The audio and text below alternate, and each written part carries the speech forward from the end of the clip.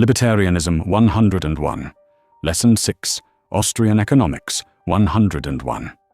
Welcome back to Libertarianism 101. So far, we've covered the philosophy and politics of libertarianism. But now we need to talk about the economics, because libertarian economic thinking is very different from what you probably learned in school.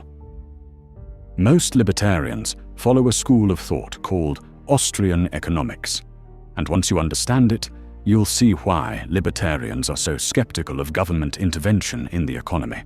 Let's dive in. First, what is Austrian economics? It's called Austrian because it originated with economists from Austria in the late 1800s and early 1900s. People like Karl Menger, Ludwig von Mises, and Friedrich Hayek. But it's not about Austria the country. It's a whole approach to understanding how economies work, and it's very different from mainstream economics. Here's the core difference. Mainstream economics, what's taught in most universities, treats the economy like a machine that can be measured, predicted, and controlled. They use complex mathematical models, aggregate statistics, and believe that experts can fine-tune the economy through policy. Austrian economists say that's completely wrong. The economy isn't a machine. It's the result of millions of individual human beings making choices. And you can't predict or control human action the way you can predict physics.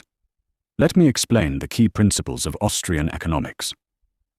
First, subjective value. Austrians say that value is not inherent in objects. It exists in the minds of individuals. A bottle of water is extremely valuable if you're dying of thirst in the desert, but nearly worthless if you're standing next to a lake. Same bottle, different value, depending on the person and the situation.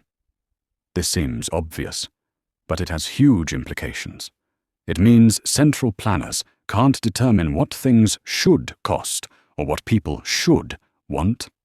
Only individuals know what they value, and prices emerge from voluntary exchanges between people. Second principle, human action is purposeful. People don't just react to stimuli like machines. They have goals, they make plans, and they act to improve their situation as they see it. This is called praxeology, the study of human action. Austrian economists deduce economic laws from this basic fact of human nature, rather than trying to predict behavior with statistics. They say you can't treat people like data points because human beings learn, adapt, and change their behavior. Third principle, time matters. Austrian economists emphasize that production takes time. You can't just snap your fingers and create wealth. You need capital, tools, machinery, factories, and capital takes time to build. When the government manipulates interest rates or prints money, it distorts people's calculations about future production. Entrepreneurs get false signals about what's profitable, and this leads to booms and busts. We'll come back to this. Fourth principle, prices communicate information. This is probably the most important Austrian insight. In a free market, prices aren't just numbers, they're signals that coordinate the entire economy. When the price of something goes up, it tells producers, make more of this, and tells consumers, use less of this. When it goes down, the opposite happens. No central planner needs to coordinate this. Prices do it automatically, through the decentralized decisions of millions of people. Friedrich Hayek called this the knowledge problem. No government has enough information to plan an economy because the knowledge is scattered across millions of individuals. Only the price system can aggregate all that dispersed knowledge. Now let's talk about why Austrians oppose government intervention. Take minimum wage laws. Mainstream economists debate whether they help or hurt employment. Austrian economists say, if you force employers to pay more than what the worker's labor is worth to them, they won't hire that worker. It's not complicated. You've just priced low-skilled workers out of the market. The intention might be good, but the economic logic is clear. You can't mandate prosperity by law. Or take rent control. Politicians say, let's make housing affordable by capping rents. Austrians say, if you cap rents below market price, Landlords have less incentive to maintain buildings or build new ones. You get housing shortages, deteriorating quality, and waiting lists. The price control doesn't solve the problem. It creates new ones. You can't repeal the laws of supply and demand through legislation. Here's the Austrian view on inflation and the Federal Reserve. This is big. Most people think inflation is just prices going up. Austrian economists say inflation is actually the increase in the money supply. When the government or central bank creates new money, it doesn't make society wealthier. It just dilutes the value of existing money. It's like adding water to wine. You have more liquid, but it's weaker. And here's the kicker. New money doesn't enter the economy evenly. It goes to banks and well-connected institutions first. They get to spend it before prices rise. By the time it reaches regular people, prices have already gone up. So inflation is actually a hidden tax that transfers wealth from savers and workers to banks and the government. That's why libertarians want to end the Federal Reserve. It's not just about economics. It's about who benefits from monetary manipulation. Now let's talk about the Austrian business cycle theory. This explains why we have boom and bust cycles. Here's how it works.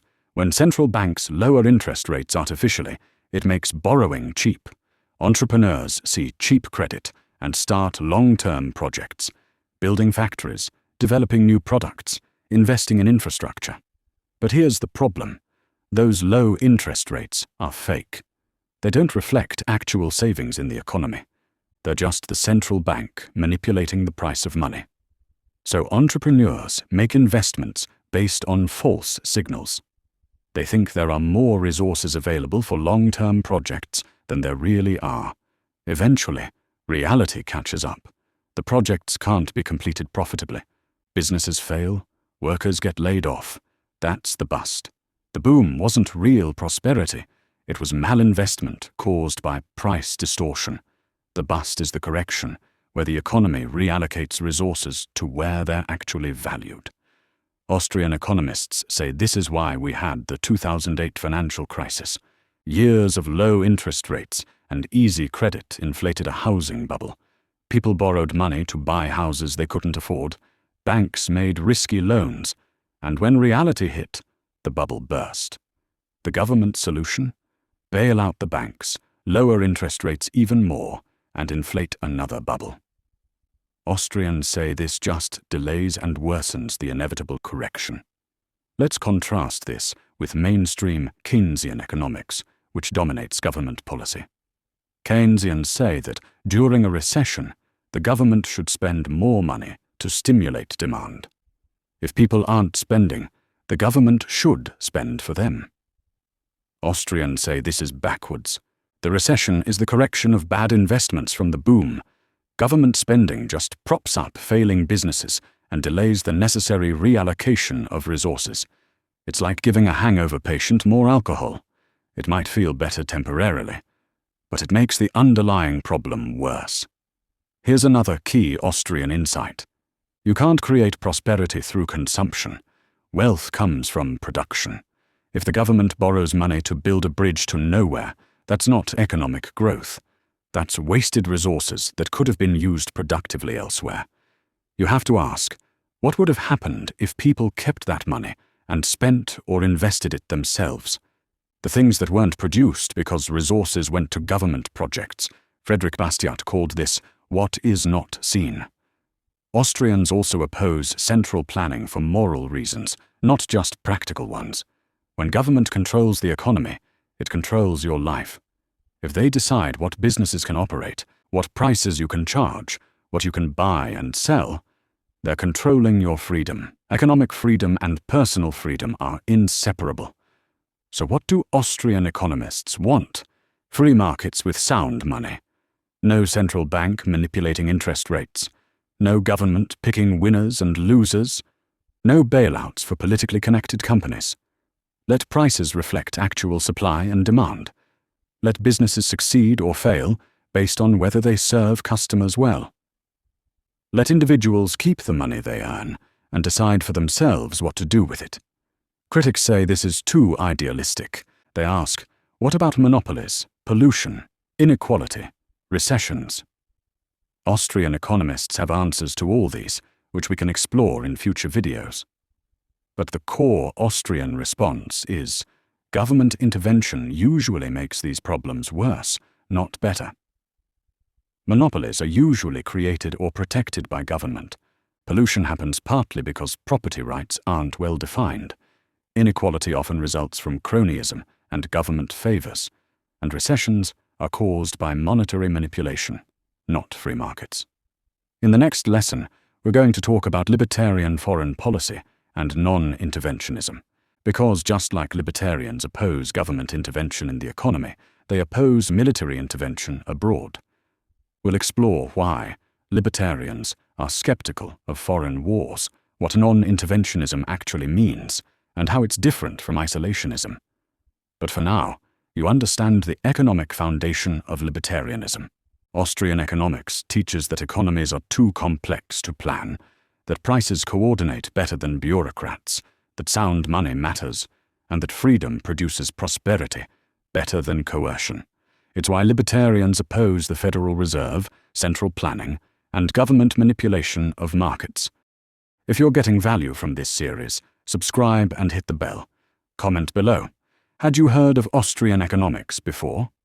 Does this change how you think about government economic policy? Let's discuss. Welcome back to Libertarianism 101.